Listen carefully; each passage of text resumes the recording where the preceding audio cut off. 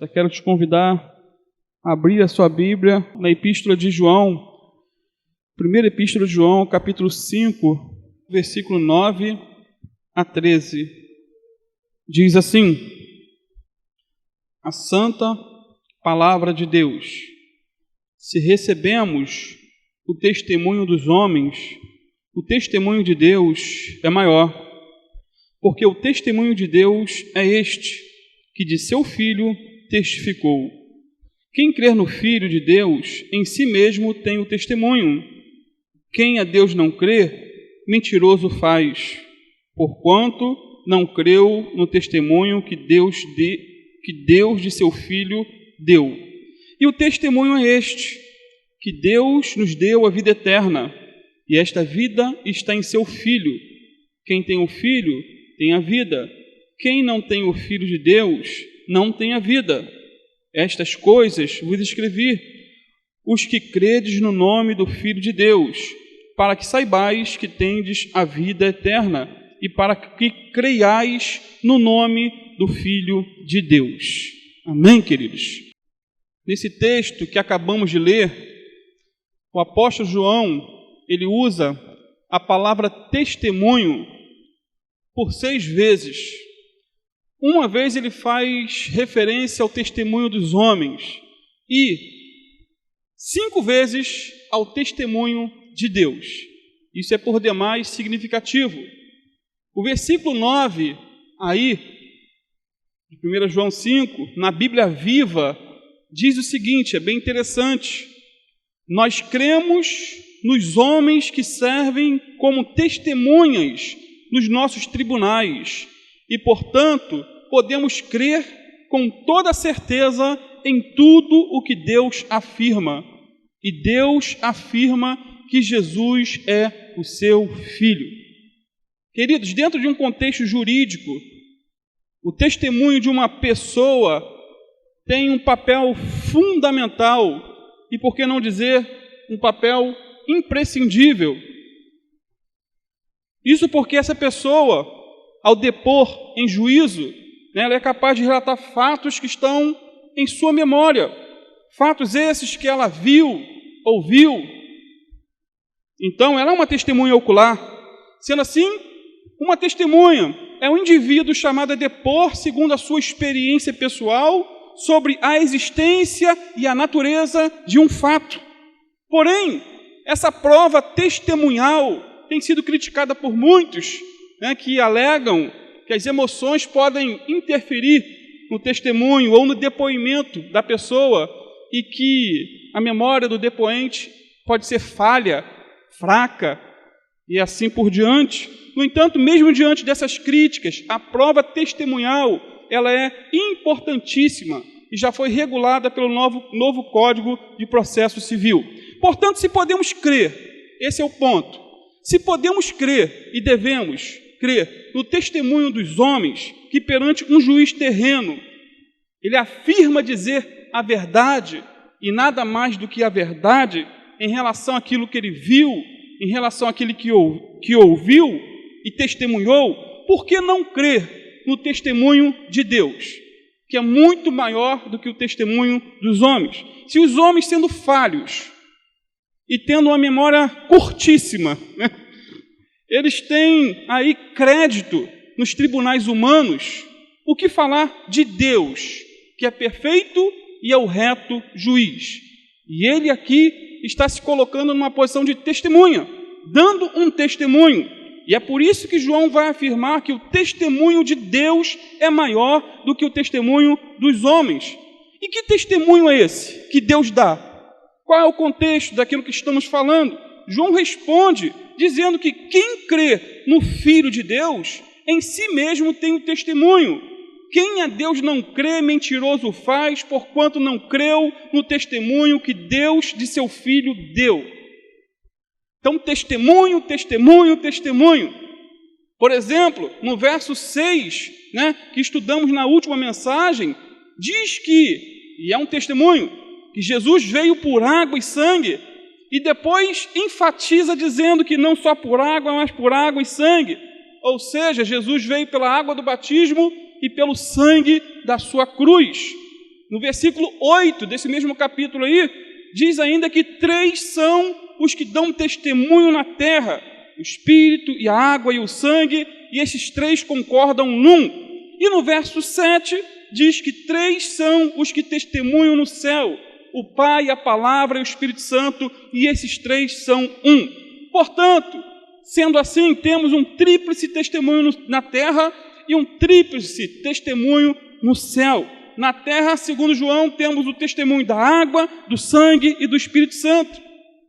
Na terra. E no céu temos o testemunho do Pai, da Palavra e do Espírito Santo.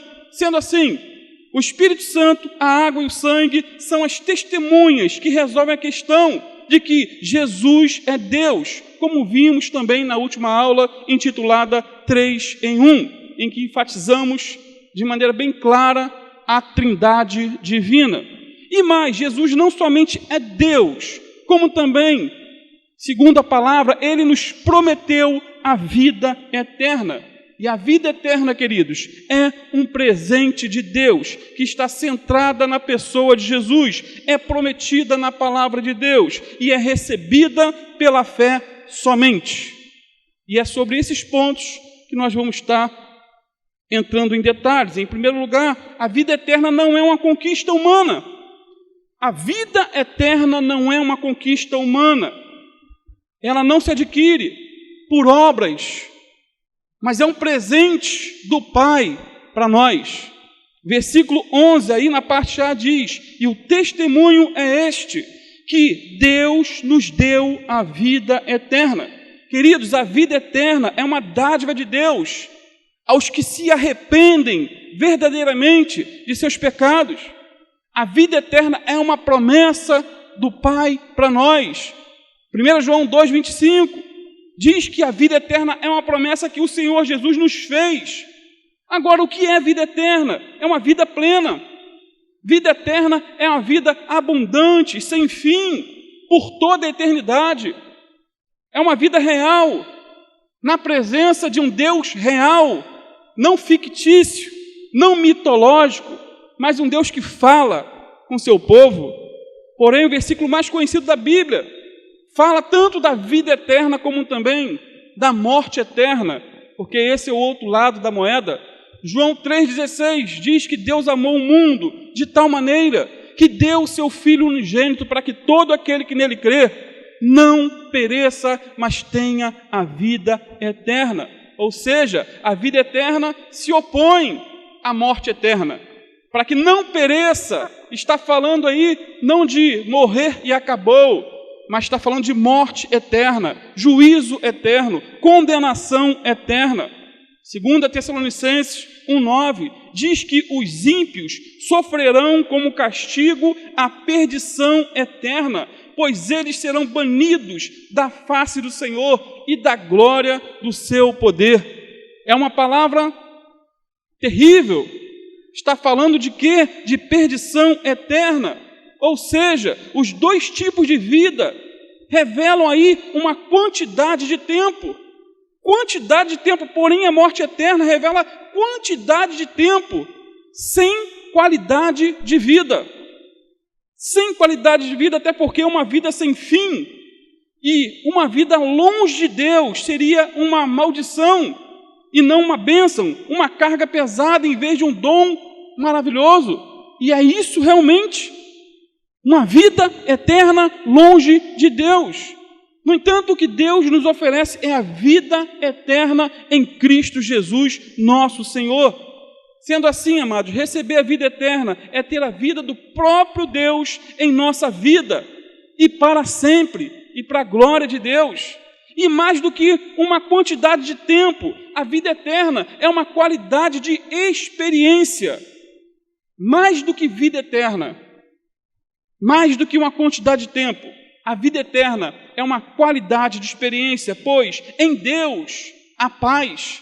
O que o mundo mais clama, precisa, implora, é paz, mas em Deus há paz. E, portanto, a vida significa serenidade em meio às tribulações, em meio à guerra. Em Deus há poder, logo a vida eterna significa derrota das frustrações e angústias em meio ao turbilhão de problemas que enfrentamos diariamente, em Deus há santidade. Portanto, a vida eterna significa vitória sobre o pecado, mesmo em meio às tentações inúmeras que sofremos, que passamos diariamente. Portanto, precisamos orar constantemente: Senhor, não nos deixe cair em tentação, mas livra-nos do mal. Em Deus há amor. Sendo assim, a vida eterna significa o fim do rancor, o fim do ódio, mesmo vivendo num mundo que nos odeia, que nos detesta. Por fim, em Deus há vida. Logo, a vida eterna significa a derrota da morte para todo o sempre. Segundo lugar, queridos, a vida eterna não é monopólio de uma igreja, instituição ou de uma religião. A vida eterna não é monopólio de uma igreja, de uma instituição ou de uma religião.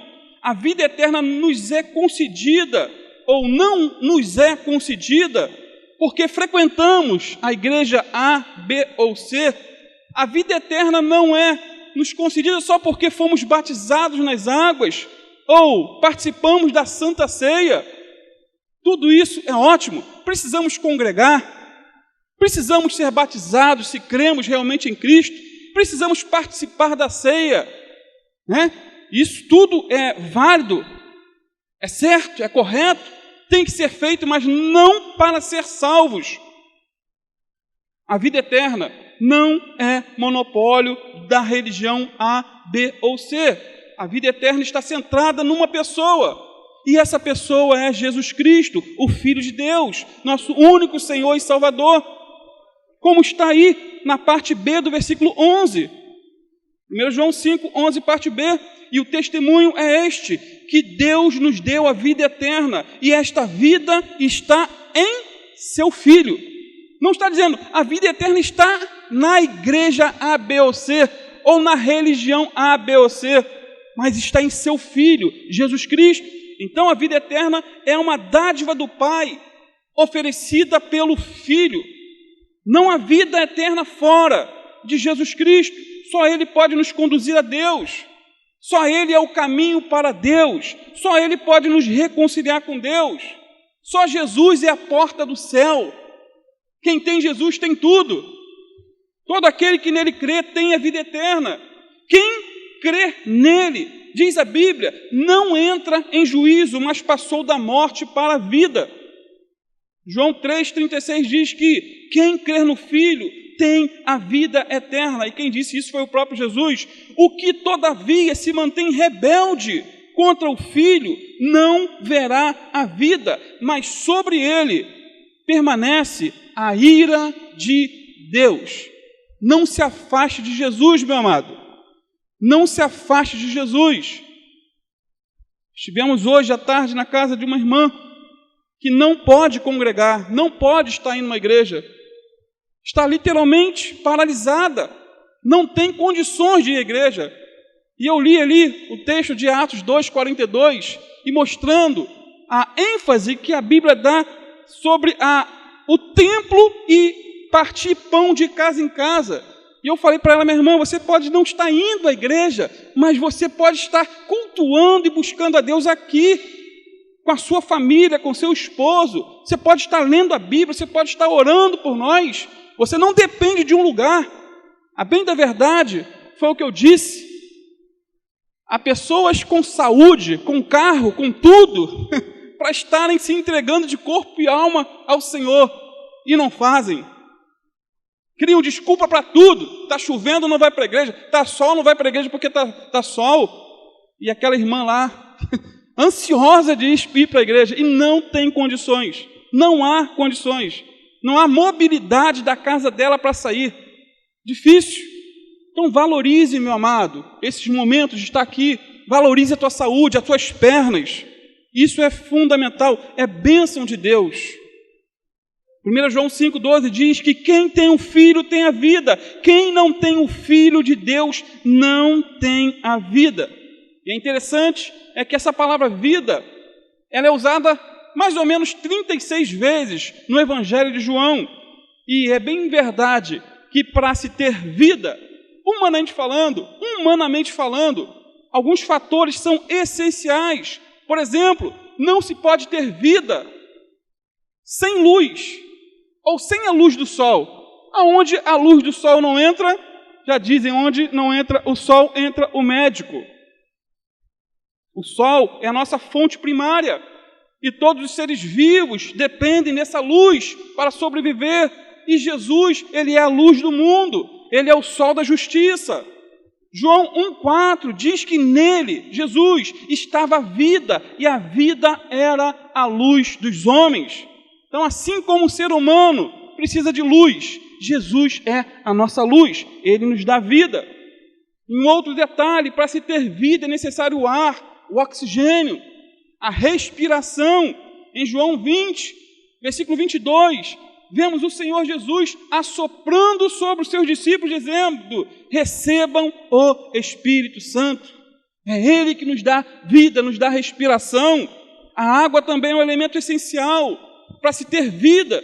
E em João 4,14, o Senhor Jesus nos convida dizendo: aquele que beber da água que eu lhe der, nunca terá sede, pelo contrário, a água que eu lhe der se fará nele uma fonte de água que jorre para a vida eterna. E por fim, um outro elemento essencial à vida é o alimento. É o alimento. E Jesus declarou em João 6,35: eu sou o pão da vida. Quem comer de mim terá vida. Ele é alimento, ele é água, ele é sol.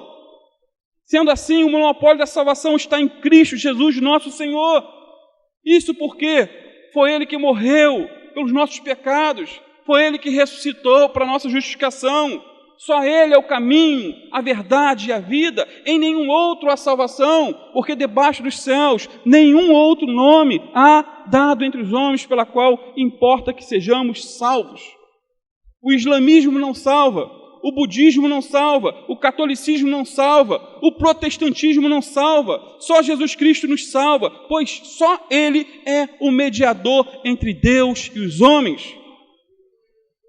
Maomé morreu e foi enterrado, Buda morreu e foi enterrado, Joseph Smith, fundador dos Mormons, morreu e foi enterrado, Ellen White, fundadora das Adventistas, morreu e foi enterrada, Charles Taze Russell, fundador dos Testemunhos de Jeová, ele morreu, foi enterrado. Mas Jesus Cristo morreu, foi enterrado, mas ressuscitou, está vivo pelos séculos de séculos, para a glória de Deus.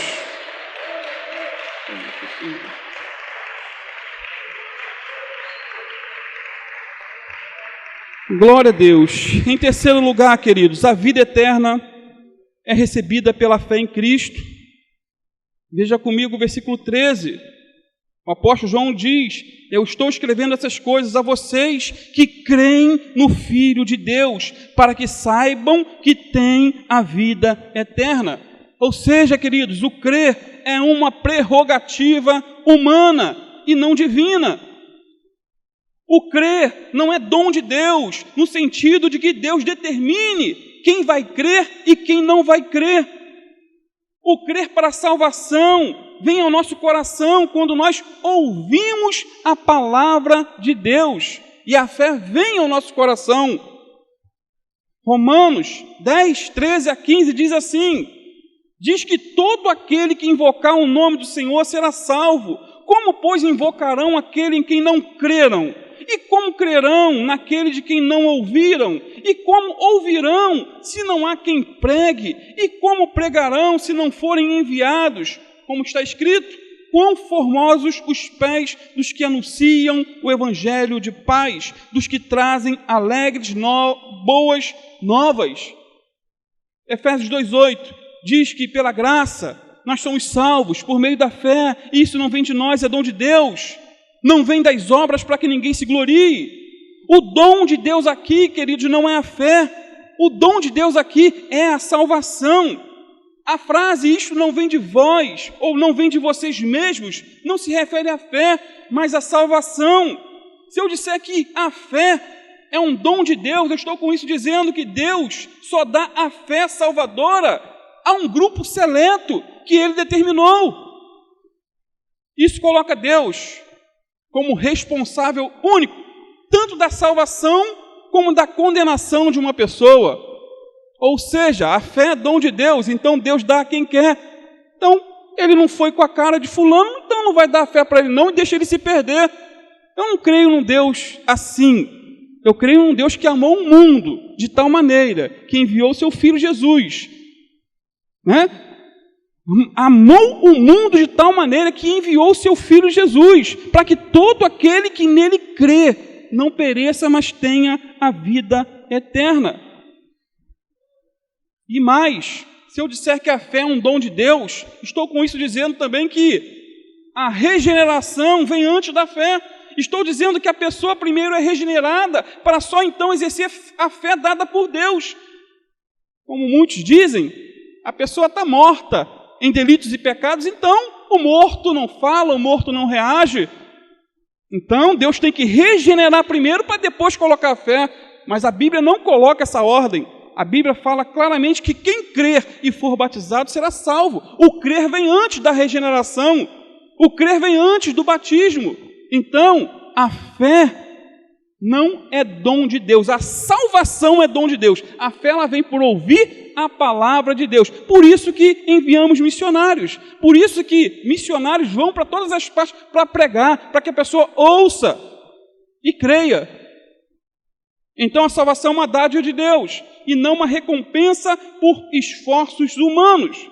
Efésios 2, 8 e 9, na versão fácil de ler, de 1999, é interessante e coloca esse assunto da seguinte maneira. Ele diz assim: pois é pela graça de Deus que vocês foram salvos, por meio da fé que vocês têm. Vocês não salvaram a si mesmos. A salvação vem de Deus como um dom, e não como resultado das obras que alguém fez, para que assim ninguém se orgulhe. Fé, o crer, ouça mais a palavra, porque a fé aumenta. Certo pastor, ele tentava explicar a salvação gratuita a um trabalhador em uma mina de carvão. E ele não conseguia explicar. O homem, no entanto, ele não entendia. Parecia que o pastor estava falando grego com ele. Ele achava que tinha que fazer alguma coisa. Não é possível você ser salvo pela graça somente, pelo favor, pelo dom de Deus. Como é isso? Porque todas as religiões, amados, enfatizam que você tem que fazer alguma coisa. Mas o cristianismo enfatiza uma única obra para ser salvo. A obra efetuada por Cristo na cruz do Calvário. E esse homem trabalhador não conseguia entender. E o trabalhador insistia constantemente que precisava pagar pela salvação. Precisava fazer alguma coisa. Precisava se exercitar, fazer boas obras, atravessar a velhinha na rua. Tudo isso tem que se fazer. Com certeza, é obrigação do ser humano. Então, num insight divino, o pastor perguntou o seguinte para aquele trabalhador: como você desceu até o fundo da mina de carvão hoje? Como você desceu até lá embaixo? Aquele homem respondeu: foi muito fácil.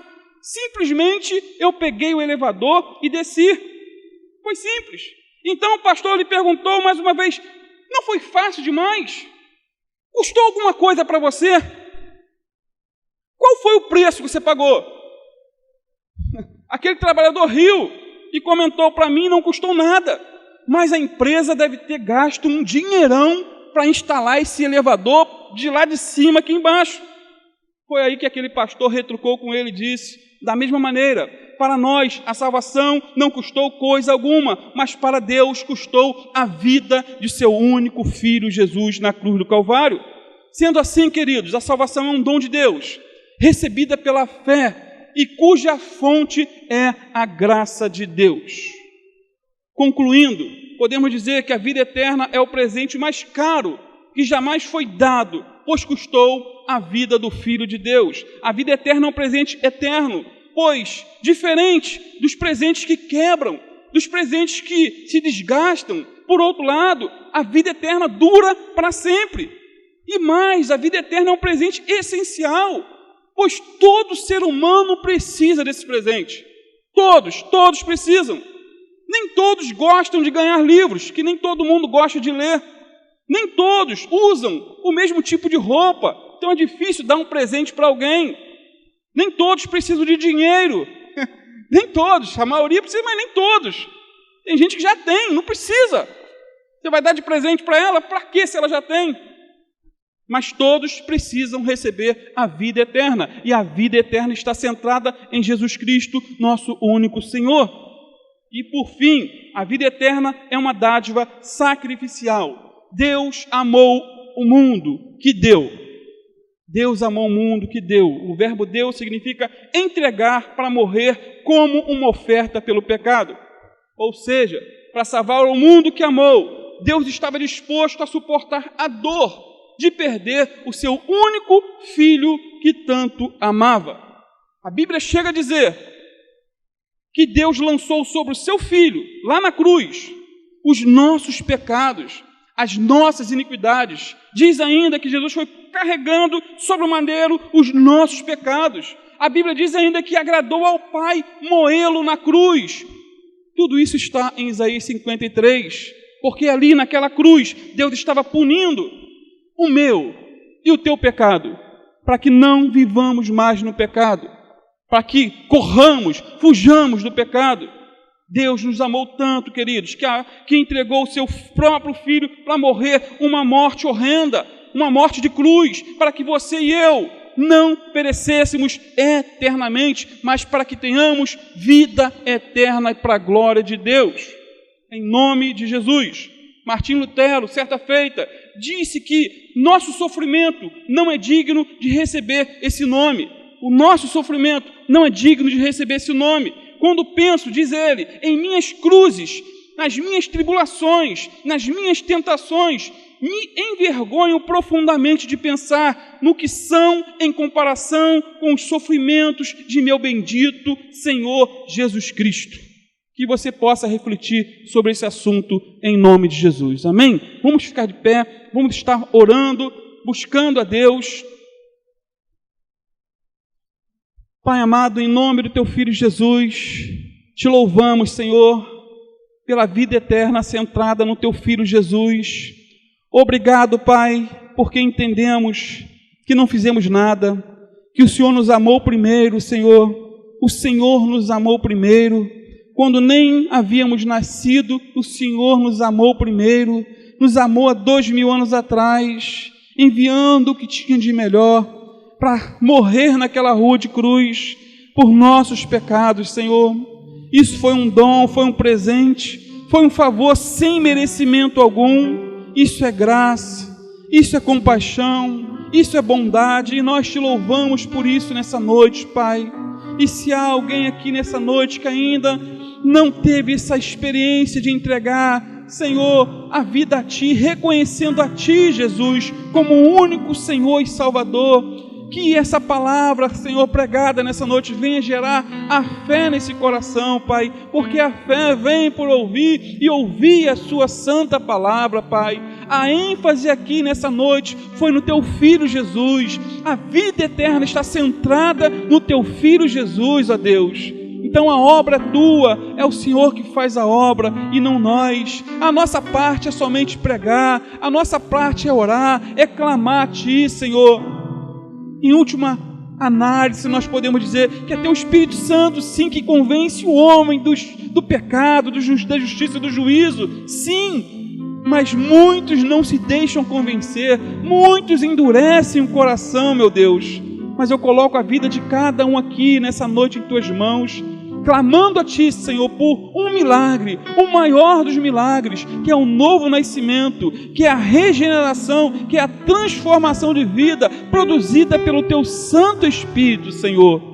Muito obrigado, Pai, por aqueles que já tiveram encontro contigo, que já receberam a Cristo como Senhor e Salvador pela fé, que depositam sua fé única e exclusivamente, não numa igreja, numa religião, mesmo sabendo que precisamos congregar, precisamos estar juntos, mas a fé está centrada na pessoa central, que é em Jesus Cristo, nosso único Senhor e Salvador. Ajuda-nos, Senhor, a ir até o fim com essa fé, para a glória do Teu nome, em nome de Jesus.